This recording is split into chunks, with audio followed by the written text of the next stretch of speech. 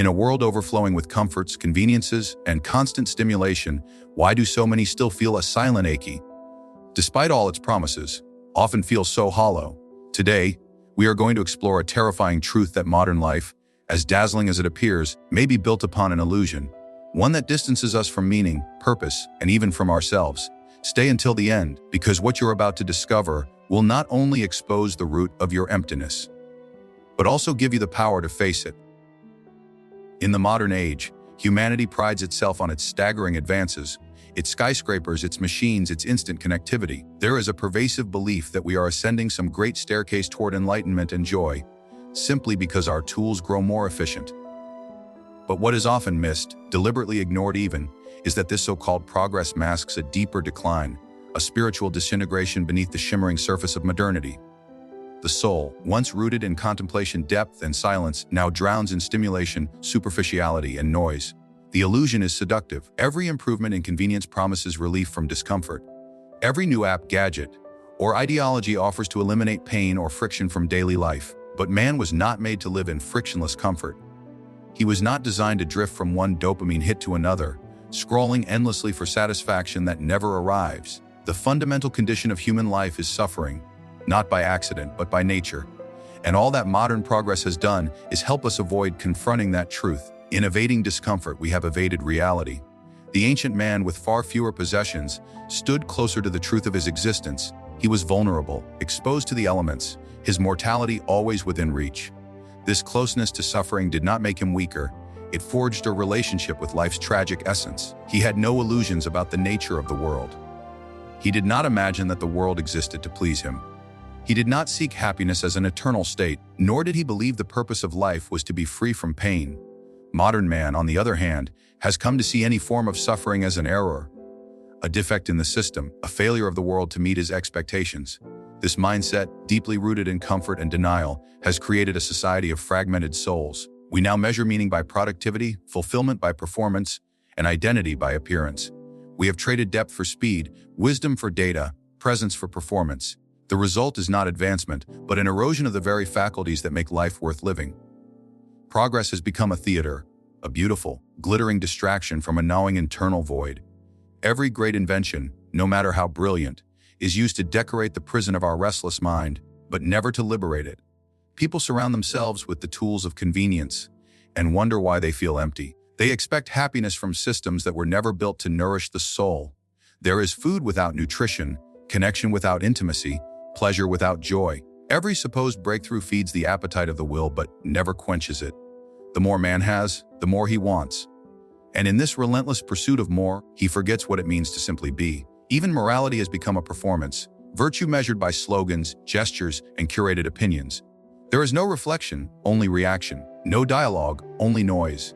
And through it all, man becomes less himself and more a product of the world around him. He is told he is free, but cannot spend a single hour in solitude without anxiety clawing at his chest. He is told he is powerful, but cannot sleep without the glow of a screen to lull him into unconscious escape.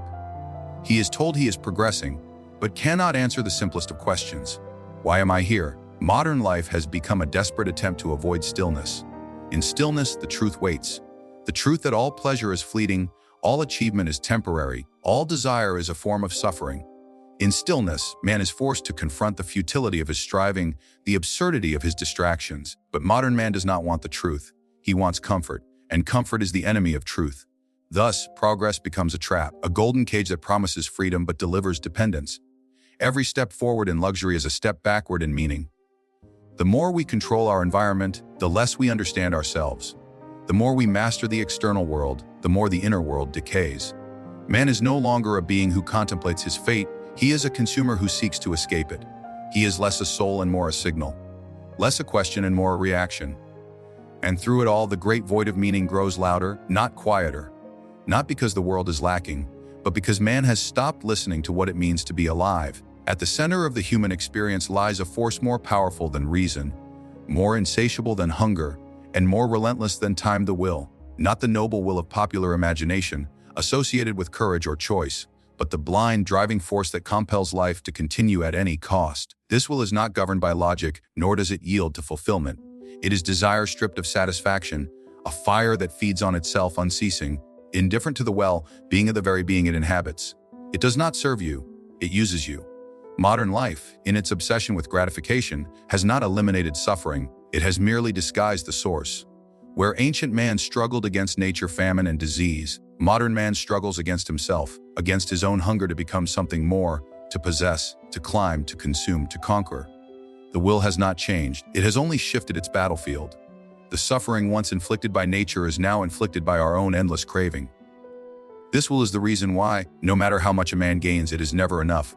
The moment he acquires one object of desire, the will leaps ahead to the next.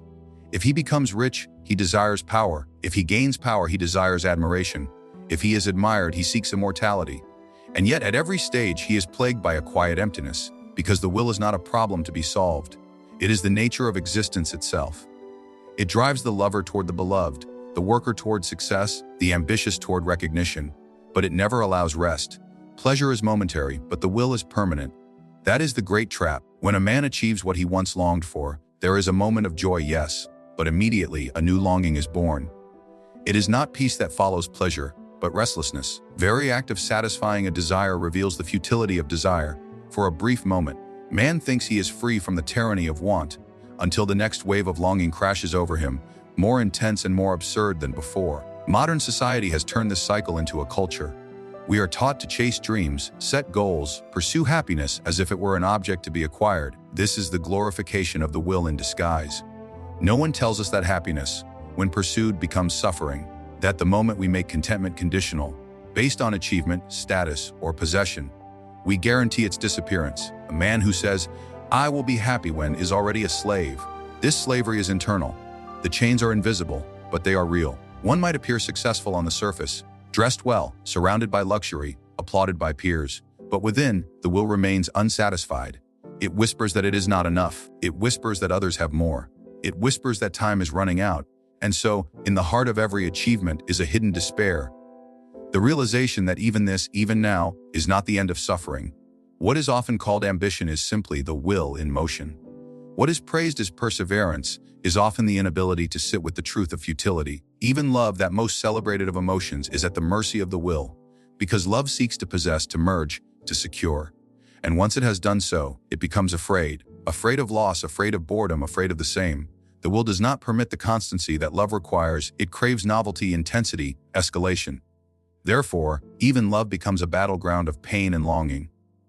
The human condition is tragic not because we suffer, but because we believe we shouldn't. We are tormented not just by pain, but by the belief that life should be painless. This illusion is sustained by the will itself, projects images of fulfillment just out of reach, promising that one more effort, one more success, will finally bring peace. But peace is not the domain of the will. The will knows only how to want, and thus it knows only how to suffer. Modern man attempts to escape this through distraction, through entertainment, consumption, constant motion. But these are merely the masks of the will, allowing its hunger to persist while pretending it has been sated. The phone in his hand, the car he drives, praise he receives. These are not solutions, but symptoms. They prove only that he continues to chase. He calls it motivation, drive, purpose. But in truth, it is only the will dragging him forward, promising meaning and delivering despair. He may change jobs, relationships, cities, philosophies, but the will goes with him, because it is not outside, it is within. It is not a condition to be cured, but a reality to be understood. Only when one sees the will for what it is, not a friend, a tyrant, can one begin to step outside its prison. But that awakening is not pleasant, it is not empowering, it is painful. It is disillusionment, and in that disillusionment lies the first glimpse of truth. In the modern world, there is an almost religious reverence for the idea of progress. The average man has been conditioned to believe that society is perpetually moving forward, that with each scientific discovery, technological breakthrough, or social reform, humanity grows closer to some utopian ideal. But this belief is not rooted in truth. It is a desperate illusion, crafted to soothe the suffering embedded in our very existence. What is called progress is merely the rearrangement of suffering into new forms. The will does not vanish with innovation. It adapts, it evolves, it deepens its hold. Civilization at its core is not a triumph over the human condition, but a veil draped over it. It does not eliminate the inner torment of man. It teaches him to hide it better. The man in the suit is not less tormented than the man in chains. He is simply better trained in the performance of contentment. The marketplace, the parliament, the laboratory. These are not sanctuaries of peace, but altars of the will, where endless striving is not only permitted but celebrated. The more refined the society, the more cunningly suffering is disguised as virtue. The so-called civilized man takes pride in his reason, in his capacity for abstract thought, in his ability to mold the environment to his liking. But these achievements do not free him. They enslave him further to his desires. A man who can produce more becomes a man who desires more. A society that moves faster only cultivates minds that are more impatient. Progress does not unburden the will. It empowers it, equips it with new tools to chase its illusions more aggressively. Consider the man who lives in a sprawling metropolis, surrounded by light, noise, motion. He imagines himself at the center of modern achievement. He has access to endless stimulation, endless information, endless choice. Beneath his polished exterior lies a growing void. The abundance around him does not nourish his soul, it overwhelms it. He drowns not in poverty, but in excess. He is not starved of options, but of meaning. And yet, he continues to march onward, propelled by the myth that life must be getting better, that every new convenience is a step toward fulfillment. But fulfillment is a phantom. The will does not allow rest. It whispers that the next thing, the next upgrade, the next experience will provide what the last one did not. In this way, progress becomes a treadmill. The faster one runs, the more the horizon recedes. It is no longer survival that torments man, but the insatiable belief that he should be thriving. This is the cruel genius of modern despair. It is not suffering born of lack, but of abundance failing to satisfy. Even morality has been hijacked by the will. In ancient times, man feared nature, gods, and fate. Today, he fears inadequacy, irrelevance, and anonymity. Ethics are shaped not by the pursuit of truth, but by the pursuit of social acceptance, status, and self-justification. Man does not behave well because he is good, but because he is afraid of exclusion, condemnation, or internal chaos. He learns to perform virtue while nurturing resentment, to speak of compassion while feeding his ego. The appearance of order conceals the reality of inner war. Education, too, has become a tool not of liberation, but of conditioning. The young are not taught to confront the truth of their condition. They are taught to adapt, to compete, to comply. They are not shown the suffering that lies beneath desire. They are trained to chase their desires more effectively. From an early age, man is taught that meaning will be found in achievement, in relationships, in identity. And when these promises fail to deliver, he is told to look inward, as though the will that drives his despair could somehow offer its own cure. In truth, civilization is a mask worn by a species in pain. It is not a shield against the futility of existence, but a distraction from it. Underneath the laws, the rituals, the philosophies, there remains the same trembling animal, driven by hunger, haunted by mortality, desperate to believe that his suffering has purpose. The monuments of mankind, the cathedrals, the skyscrapers, the theories are not testaments to triumph, but to fear. They are monuments to the desperate attempt to outpace despair. Technology, far from elevating man, has intensified his dependence on illusion. Where once he turned to myths and gods to escape the agony of the will, he now turns to machines, screens, digital avatars of meaning. He stares into the glow not for knowledge, but for relief, from boredom, from doubt, from the crushing silence of his own existence. But this relief is fleeting. The will does not die with distraction. It only hides, waiting to rise again with more hunger. And so, modern life, for all its sophistication, is still shackled to the ancient rhythm of craving and suffering. What has changed is not the essence of existence, but the surface. What was once a raw scream is now a quiet sigh. What was once overt despair is now masked by the language of progress, growth, self-improvement. But the pain remains. It is dressed in new clothes, spoken in softer tones, but it still drives the machine forward. The modern individual often seeks the solution to his inner emptiness in the embrace of others. Friendship, romance, marriage, family, these become not only emotional bonds but symbolic placeholders for meaning itself. He believes that in loving and being loved, in being understood and needed, he will finally escape the torment of isolation that haunts his daily life. This belief, though comforting, is one of the most deeply embedded illusions that trap man in the cycle of suffering. Human relationships are not the balm for the existential wound. They are often the instruments that deepen it. At the heart of this delusion lies a fundamental misunderstanding of the will. The human will is not a harmonious force that unites beings. It is a chaotic, blind striving that sets each against the other in silent combat.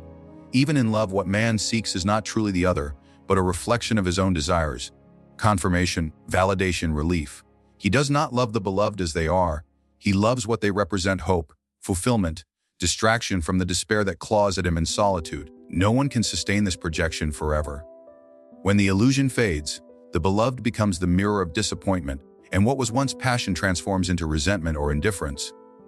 In every close bond there lies a silent tension. Each person carries the burden of their own suffering, their own unfulfilled longings, their own tangled will. These burdens often collide. The more intimate the relationship, the more visible this inner chaos becomes. The very proximity that was supposed to heal now exposes. In the beginning, it may feel like a merging of souls, but over time, the incompatibility of two endless wills becomes evident.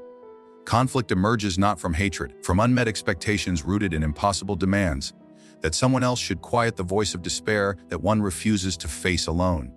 Friendship, too, is praised as a noble escape from isolation, but it often functions as a fragile truce between egos. It is sustained by shared distraction, by mutual benefit, by the unspoken agreement not to look too closely at the other's deeper wounds.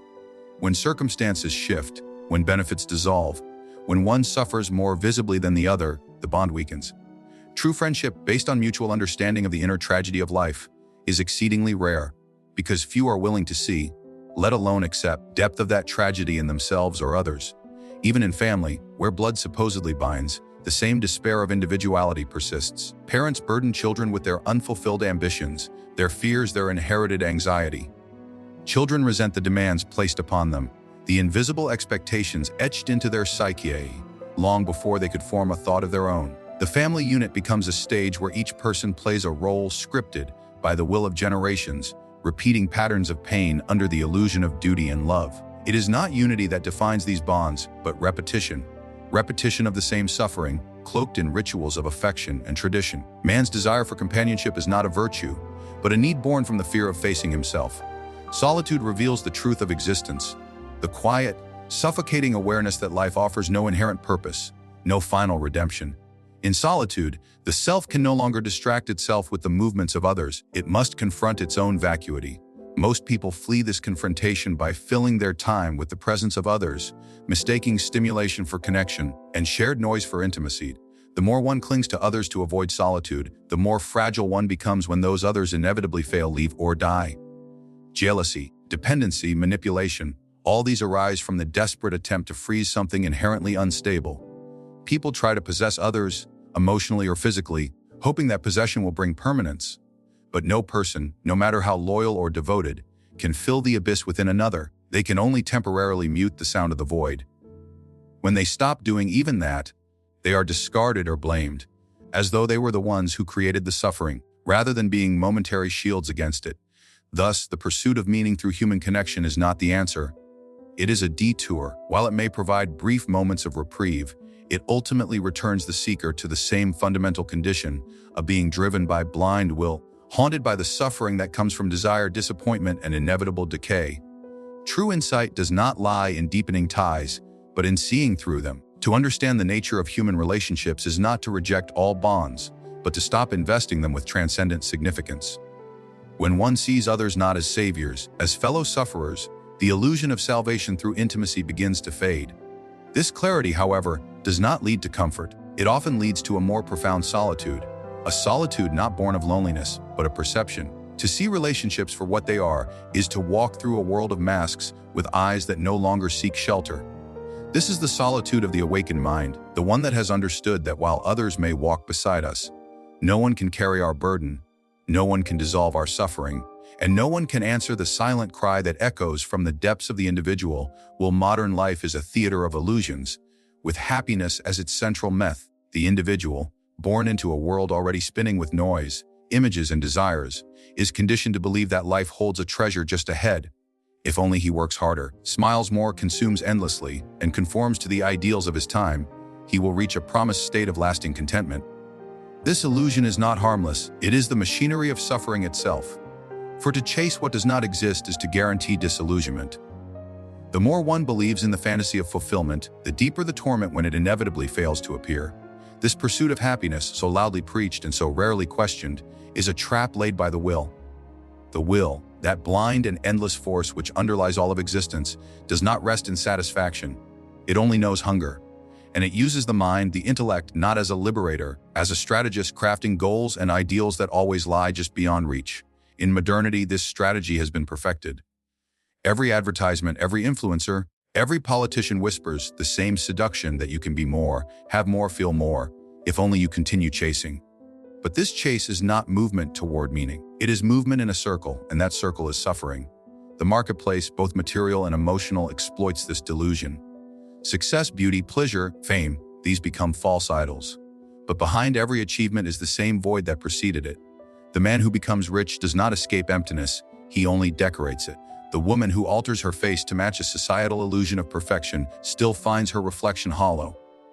The person who climbs the ladder of ambition only discovers, upon reaching the top, that the ladder was leaned against nothing. What changes is the mask, not the condition of the self. The will merely replaces one desire with another, one delusion with the next, like a magician who distracts his audience to conceal the emptiness of his tricks. Modern systems thrive on this movement. Capitalism, social media, self-help industries, all require your discontent to function. They feed you dissatisfaction like oxygen and then sell you the cure. The modern human is not born to live, he is born to perform. He becomes a worker of dreams that are not his own, a consumer of narratives that promise salvation and deliver repetition. He builds a digital identity, curates a life that gleams on screens, and yet lies awake at night, wondering why it all feels hollow. The answer is simple: because it is. The existential cost of this delusion is severe. When a person believes they should be happy, and they are not, they internalize the failure. They do not question the system, they question themselves. Why am I not enough? Why do I still feel anxious, lonely, purposeless, when I have done everything society told me to do? This internalization becomes shame, and shame becomes silence. Thus, despair deepens, not because life is especially cruel, because people have been told it should be otherwise. They have not been prepared for the truth of suffering. They have been distracted from it with the fantasy of bliss. There is a path, not to happiness, but to clarity. And from clarity, a different kind of strength emerges. To accept that life is not designed for pleasure, but is permeated by suffering is not nihilism, it is liberation. When you stop expecting joy as a right, you stop feeling betrayed by its absence. When you no longer chase the mirage of perfect love, perfect success, perfect peace, you begin to see what is real and what is false. And in this vision, a new kind of resolve is born. Not the hope that suffering will vanish, but the power to endure it without illusion. Such endurance is not passive. It is not surrender. It is the active decision to face the world without the veil. To walk through its disappointments without demanding they be otherwise. To work not to escape pain, but to understand it. To see that pain is the fundamental truth of life, and that in embracing it, one reclaims their agency. No longer a slave to false hopes, the awakened individual becomes capable of real freedom, not freedom from discomfort, but freedom from delusion. And this freedom, unlike pleasure, does not fade. Modern life tells you to escape suffering. But those who live with eyes open know that suffering is not the enemy. It is the condition. And those who master themselves within it are not broken, they are complete. Not because they are happy in the conventional sense, but because they are no longer deceived. The world has not changed, but they have. And that change is the beginning of true inner power. So now we arrive at the bitter truth most are too afraid to whisper, let alone accept. Life, in its very structure, is not a path to happiness, but a repetition of desire, pain, and fleeting relief. The modern world has not changed that truth. It has only distracted you from seeing it. With every new convenience, every fresh form of entertainment, every illusion of progress, we are drawn deeper into the same cycle Schopenhauer warned us of. A world where the will never ceases, and suffering becomes the default rhythm of existence. But this is not a call to despair. It is a call to awaken. Meaning does not arise from what the world gives you. It emerges from what you endure. It is not found in the superficial victories modern life celebrates, in the depth of your struggle, in your refusal to be broken by what is inevitable. In a world built on noise and false promises, clarity is rebellion. When you see that the pursuit of happiness is a trick of the will, you begin to live with eyes open, grounded not in fantasy, but in truth. And only then, when you no longer expect life to deliver joy, are you truly free to face it on your own terms. The warning was never meant to paralyze you. It was meant to arm you, with the knowledge that life is not here to comfort you, but to test you. And when you stop searching for meaning outside yourself, you understand that suffering is not a punishment, but the essence of being. You unlock the only kind of strength that lasts. Not the strength of smiles or shallow optimism, the strength forged in silence, through pain, in the crucible of the real. So, if you feel that modern life is empty, it is not because you are weak, it is because you are waking up. Let the others chase shadows. You, Face the fire.